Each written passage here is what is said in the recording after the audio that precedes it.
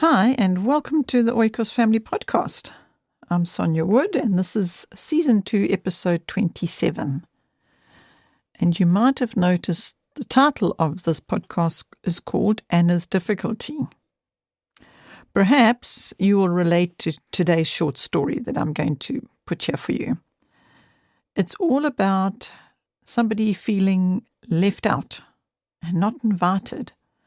Perhaps it's something you can relate to, or one of your children could relate to. Perhaps somebody has felt left out of something recently, or that is something that happens in your lives, but I don't know. But maybe if it does, this short story today will be helpful, because it's all about Anna feeling somewhat slighted by the Wilson family who did not invite her to their party. And she chats to her mother about it. So here it is. Let me not chat on, and you can listen to this short story, Anna's Difficulty. I hope it is helpful to you. Anna's Difficulty.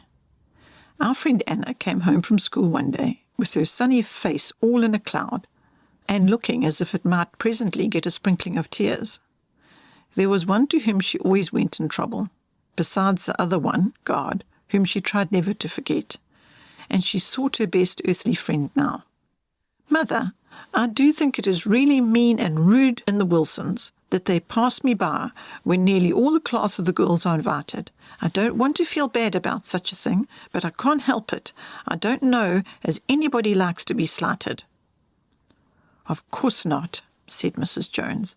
The feeling of having been rudely treated is always uncomfortable. What do you suppose is the reason you are not included in the party? It is because the Wilsons feel above us, Mother. The girls dress in their finer clothes and have more accomplishments, and then we work for a living and they do not. But, Mother, I believe I'm as intelligent and well-bred as they. I can't bear it, Mother, I can't. It's not pleasant, to be sure, Anna, but think again, darling, before you say you cannot bear it. Well, Mother, who could? Nobody but you. You seem to have a way of getting round hard places or walking straight through them. I have many more years of experience in life than you, but I wish you to think now whether there is not some way for you to bear this little vexation. Oh, yes, Mother, I know you always say that, and of course it's right, but I don't see how feeling and acting like a Christian takes away one's natural feeling about being slighted and ill-treated by others. Perhaps it is not, my dear. I sometimes think one's sensibilities are greatly intensified by leading the better life.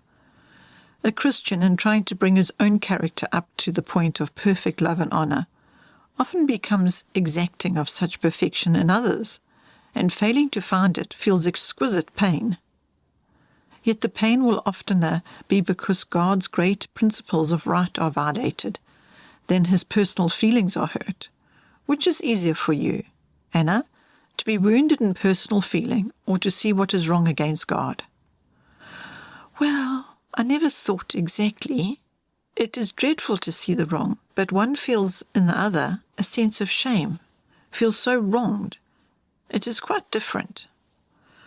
Oh, my precious one, said Mrs. Jones, when you have learned the love of God as to know no difference between the interests and the honour of his law, and your own comfort and pleasure and good name, you will see more clearly how this is, and feel, it is likely, the sense of shame and wrong in a different way. But, Mother, haven't we a right to feel hurt when we are wronged or slighted? I mean, personally hurt? Yes, but maybe if we look a little deeper into the principle of things, or our own principles, we should not suffer so much. What is the secret of your feeling hurt by the Wilsons?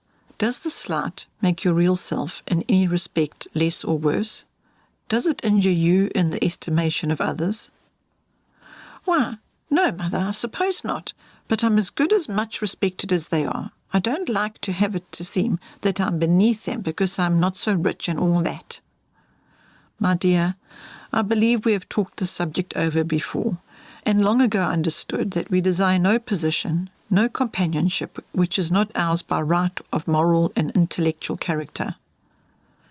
It is the Christian principle to live in all things for the true and the right, to be willing to take our own place in business and society and fill it well, to think less of what others think of us than of what we ourselves are, to appear to be only what we are and be willing to appear thus while we are always looking up to something wiser and lovelier and better. I never could get the idea of a Christian's being above or beneath anyone in the sense that you mean. His associations are, or should be, such as Christ's were in his walk among men. Christ, infinitely endowed with all excellence and beauty, was also infinitely humble. He neither sought nor shunned anyone for his own sake, but he lived out the divine fullness of his life of suffering and love, without regard to his position or popularity with men. You don't mean, Mother, that we should never see people for their own sake or our own pleasure?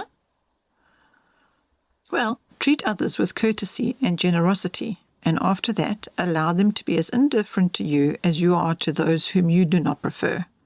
Every person has a right to select his companions, and everyone should possess enough personal dignity and generosity not to be offended if he is not preferred. I suspect you are wrong about the Wilsons.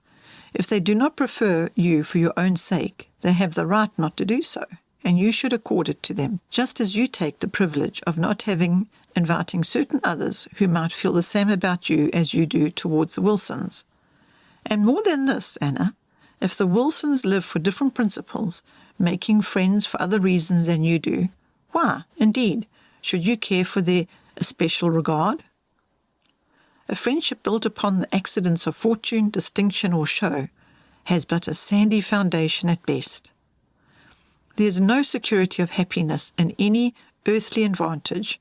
Only take care to be yourself, what in your circumstances is noble and beautiful and good, and you will find the right position without any particular seeking. The love and the approval of the good and pure will come to you, and that is what you want for any friendship, and nothing more. Half the personal ill-feeling in the world comes of people's aspiring to what they have no fitness for. They have neither the dignity nor the humility to take the place God in His providence assigns them, and instead of reaching out of it by making themselves nobler and better, they attempt to build up some appearance which is not more than half true. The Christian ought not to want a name or a reputation which he does not by right of goodness or talent deserve, but by living well where he may be. He makes any duty, any position honourable and good. He has nothing to do with the false. He can afford to seem in all things what he is, and to depend for love and favour on his consciousness of worth. But, Mother, I never thought of depending upon anyone else. The Wilsons know that I'm their equal in the schoolroom and in all qualities which they ought to respect. You remember we spoke of a right choice on their part, and now you are, a Christian, going to be hurt because fashionable people do not court you. Can you not yet think of a way to bear this vexation? Is it indeed so much of a trial as you think it all over? You know, my daughter, that Christians can look at these things only in the light the Christ life sheds on their souls, on all their earthly relations, on the paths that lead them up to the source of light, truth, and right. Think of it, and tell me tomorrow if you can bear to be slighted by the Wilsons. Well, Anna, said Mrs. Jones the next morning, have you come to a conclusion? Really, Mother, said Anna, you have a great way of taking the sting out of an uncomfortable thing. I wonder if I shall ever get so as not to care for my own sake. That will depend upon how closely you are united to God. If you live a true Christ life, nothing of the sort will hurt you much. The consciousness of being right, the joy of His approval will suffice you. But what about the Wilsons? Well, Mother, I don't think I shall feel bad any more if they do not care for me. Only I shall be kind and polite, and I'm sure I want no one's favour who does not love me for just who I am, and for trying to become better than I am. I shall go to school today very happy. I am truly glad, Anna, but always remember this.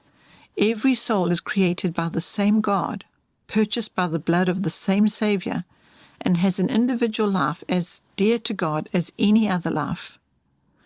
The Christian is precious to him, and however humble in this world's estimate, is an heir to his eternal glory and happiness. And so the Christian should, whatever may be his gifts or calling, possess that quietness and dignity of spirit, that resting in the consciousness of God's love and approval, he will not be greatly moved by the applause or the displeasure of his fellows. And so, Mother, it saves a great many uncomfortable feelings to be a Christian. It saves a great amount of disappointment, pride, and wounded vanity, gives many a sweet night's sleep in thinking God will take care of our reputation, being willing to be what and where He will have us to be.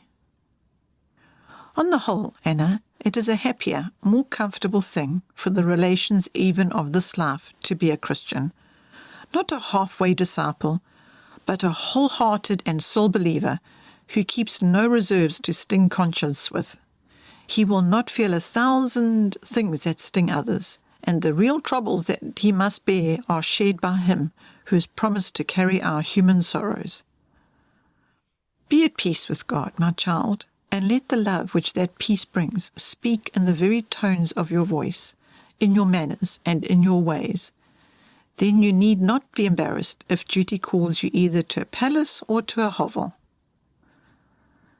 I shall get my lessons better today for that thought, Mother. I shall not feel half so vexed if I fail when I have done the best that I can. That is the intention of religion always, to keep the possessor calm, assured, and quite aside from the little jostlings and vexations of a self-seeking life. The past is written, the future is beyond our control, but today is ours, and is an opportunity to bestow a gift which will be more welcome than any that money can purchase.